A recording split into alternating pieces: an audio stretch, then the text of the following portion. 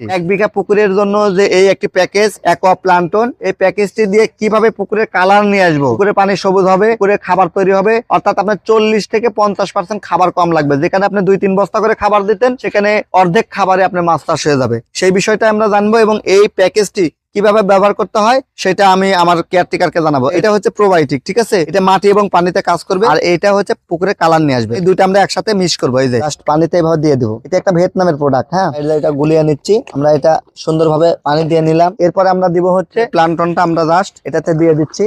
এই যে দিয়ে আমরা এটা সুন্দরভাবে এভাবে মিক্স করে নিব। এটা সুন্দরভাবে আমরা মিক্স করে নিব। নিয়ে যদি পসিবল হয় তাহলে আমরা একটু চিটাগুড় দিব এটাতে। প্রতি বিঘার জন্য 1 কেজি চিটাগুড় যদি পসিবল হয়। 1 কেজি চিটাগুড় যদি এটাতে দিই, আমরা 2 থেকে 3 ঘন্টা এটা একটু এয়ার টাইট করে রেখে দিব। এই বালতিটা একটু কিছু দিয়ে ঢেকে রেখে দিব, যেন এটা ফার্মেন্টেশন হয়। হ্যাঁ, তাহলে কি হবে, প্রোবায়োটিকটা দ্রুত বিস্তার করবে। কারণ এই যে এটা হচ্ছে একটা প্রোবায়োটিক, এটা সুপ্ত অবস্থায় থাকে, অর্থাৎ ঘুমন্ত অবস্থায় আছে। এটাকে যখন আমরা চিটাগুড় বা কার্বন সোর্স